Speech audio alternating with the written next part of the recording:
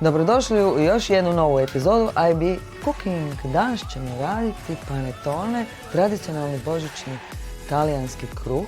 Međutim, neću ga raditi na način kako se to radi u Milanu, nego ću ga raditi na naš način za sve one koji se žure i koji žele jako brzo jest panettone i nemaju baš vremena, a žele imati recimo panettone i to im je želja. Mi ćemo napraviti ubrzani postupak koji je nimalo lošiji od talijanskog, milanskog, koji se inače radi 10 dana i to bez kvasca, ovog kupovnog, ali mi ćemo raditi sa kupovnim. Sastojci za kruh: 6 velikih jaja, 300 g oštrog brašna, 250 g maslaca, 180 ml mlijeka, 50 g šećera, 1,5 žlica suhog kvasca, 1 limun, 1 naranča. Sastojci za nadjev: 300 g grožđica, 6 žlica ruma ili omiljenog voćnog soka.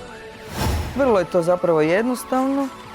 Stavim prosijano već brašno, glatko brašno obavezno.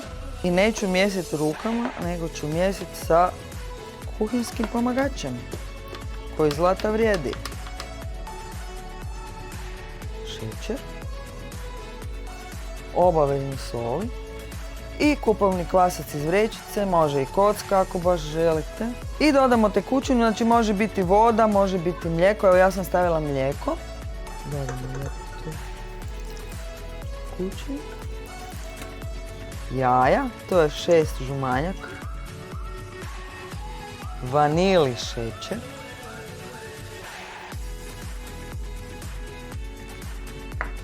I lagano to umiješam. I onda dodam na kraju omekšali maslac. Eto, malo ću ubrzati. Iha! Evo ga, ide. Juri. Tijesto mora biti, što je važno naglasiti, ne pretvrdo, onak tekuće, i onda će panettone biti mekši. I dodam omekšali maslac. Poink. Naribati za aromu. 1, 2, 3. Hop, 1, 2, 3, hop, 1, 2, 3. Zašto 3 put? Zato da ne dođemo do bijelog, jer bijelo od naranđe daje gorčinu. Ovako je čista esencija naranđe, baš fino miriši. I limunova korica. 2, 3, 1, 2, 3. 1, 2, 3, 1, 2, 3, 1, 2, 3. Moram naglasiti da je ovo domaći limun i domaća naranđa. Mene sad sve štipa za nosnice i za oči koliko je to kiselo. I spremna sam dalje za... Jesi spreman? Spreman.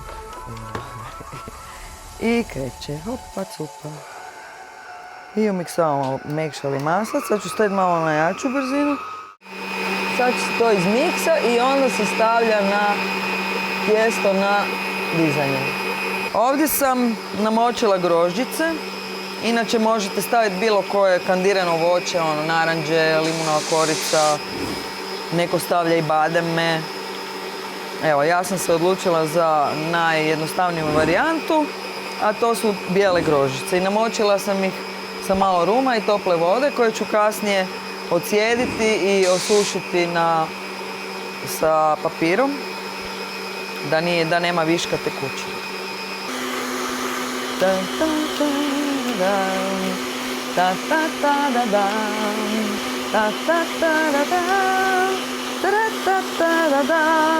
Jel pogađate koje je doba?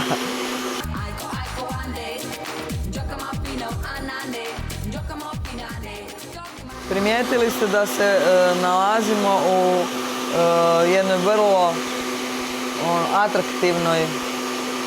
atraktivnom ambijentu, u jednoj staroj kući, i ovo sve što radim na ovom stolu je stol star preko 100 godina, hrastov drveni, kakav je nekad bio i kakav su nekad naši djedovi i bake koristili.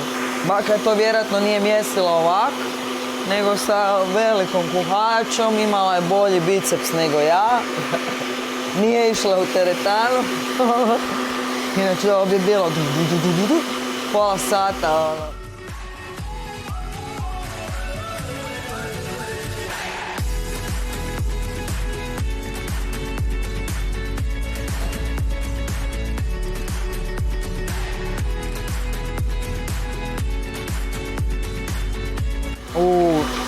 To sad već lagano idu mjehurići, znači to kad pokrene to mjehurasto, to je to. On je spreman za ići na toplo.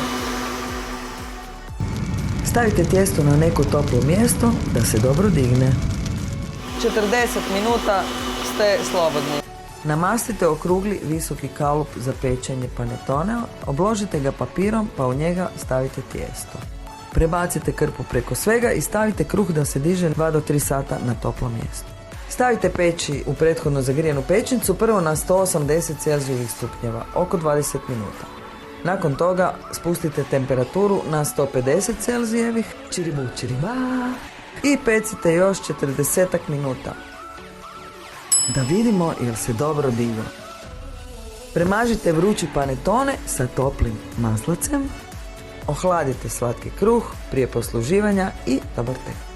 Tada, evo pinca je gotova. Pardon, panetone. Da li je uspio? Pa meni izgleda da je. Ali da bi vidjeli kako zapravo panetone izgleda kad se radi sa punom smjesom, znači ovo je od 300 grama brašna i pola sastojaka, manji panetone.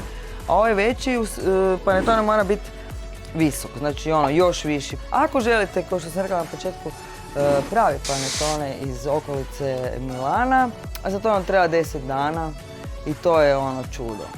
To mi je sljedeći izazov, da vidim kako je uspio. Sad ću ga zarezat. Ljudi, to je to, uspjela sam. Vidimo se u idućoj epizodi. Sve vas volim i lajkajte na svim društvenim mrežama gdje god nađete Ivana Bojan-Pić IB.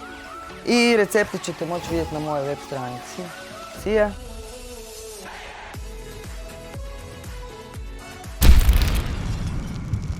IB Cooking Show.